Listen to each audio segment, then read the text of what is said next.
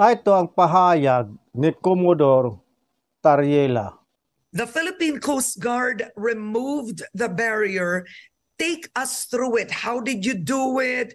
I know the president ordered this, but take us through that whole experience, that event. Well, Ms. Karen, upon the statement of the National Security Advisor, in which the president gave him a very explicit instruction to carry out whatever means possible for the Philippine Coast Guard to remove the floating barrier. So upon that instruction of the president, the National Security Advisor called up the commandant, Admiral Artemio Abu, and gave a specific instruction to do a special operation because, as you know, Ms. Karen, there are 4 Chinese Coast Guard vessels guarding Bajo de Masinloc. So it should be very discreet. It should be an operation that is not obvious that the Philippine Coast Guard will be conducting such operation. So it is a special operation in a way that our Coast Guard personnel who did the cutting of the anchor of the barrier has to pretend that he is just an ordinary fisherman. They have to use an ordinary motor banca, not to rely on the Coast Guard rubber boats, so that for them to get close to the barrier and was able to cut the anchor of the floating barrier, Ms. Karen.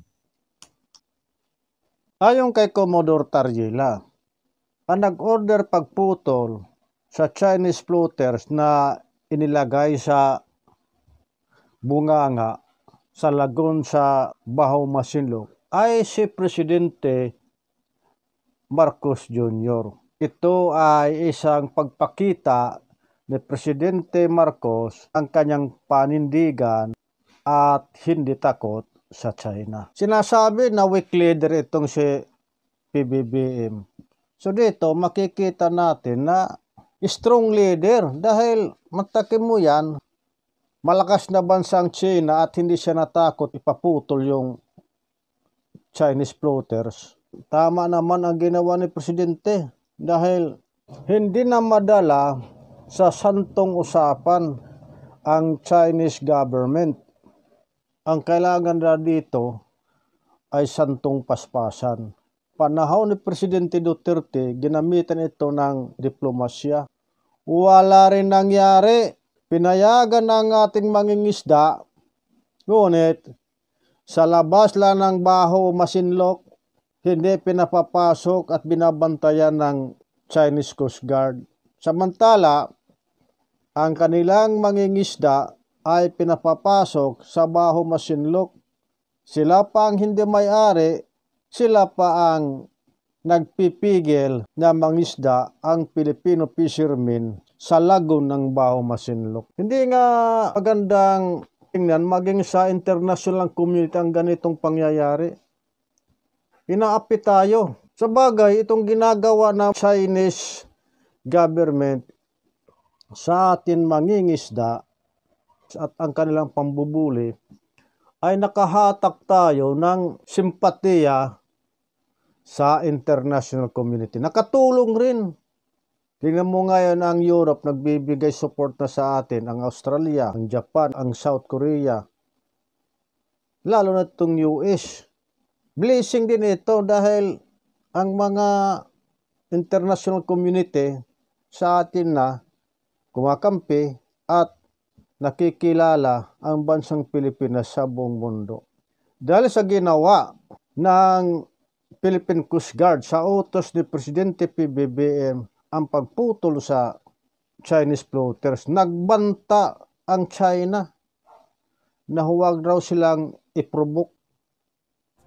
Chinese Foreign Ministry spokesperson Wang Wenbin on Tuesday says China firmly upholds the sovereignty and maritime rights over Scarborough Shoal, which she calls Wangyan Island. Wang adds that the Philippines should not provoke or stir up trouble. 菲方所谓声明完全是自说自话。中方坚定维护黄岩岛的主权和海洋权益。我们奉劝菲方不要挑衅滋事。 China on Monday accused the Philippines of intruding into the shoal, admitting it installed floating barriers there to block Philippine vessels. However, the PCG cut off the floating barrier as it asserts that its removal aligns with international law and the Philippines' sovereignty over Scarborough Shoal. Aba, ano kayang ibig sabihin na China, didigmain tayo? Kaya, sinagot naman sila ni Secretary Gibo. Pakinggan natin ang sagot ni Secretary Gibo. Responding to the removal of the barrier it installed, Beijing warned Manila not to provoke or stir up trouble in the disputed waters. A provocation na ba yun sa kanila? Ano ba ang provocation? Yung paglalagay ng barrier o ang pagtatanggal ng illegal na harang? Hindi naman tayo nag-i-steer ng trouble, hindi naman tayo ang kumukup-kup eh. Yan yung hindi nila maintindihan eh. Ang propaganda nila na ginagamit eh. Maganda itong ating Secretary Defense. May tapang din. Hindi natatakot sa China. Magaling na, matapang pa. Ito ang dapat na mga sekretary. Dati kasi inopera nito ni Presidente Duterte si Secretary Gibo. Hindi niya tinanggap ang offer ni Presidente Duterte dahil raw sa human rights violation. Ayaw niya mabahiran ang kanyang pagkatao. Kasi maraming isyu kay Presidente Duterte na pangkarapatan pantao. Ang akin namang opinion, dahil naninindigan na si Presidente Marcos, ay gawin na yan peace sanctuary ang lagoon sa Baho Masinloc dahil ideal sa pagiging magandang peace sanctuary. Dahil ang area na yan ay pinaikutan ng Coral Reefs at may bunganga lang pasukan doon sa lagoon na yan. Ang isda ay may pagtataguan at magandang pangitlugan lalo na sa masamang panahon. Hindi sila nabubulabog.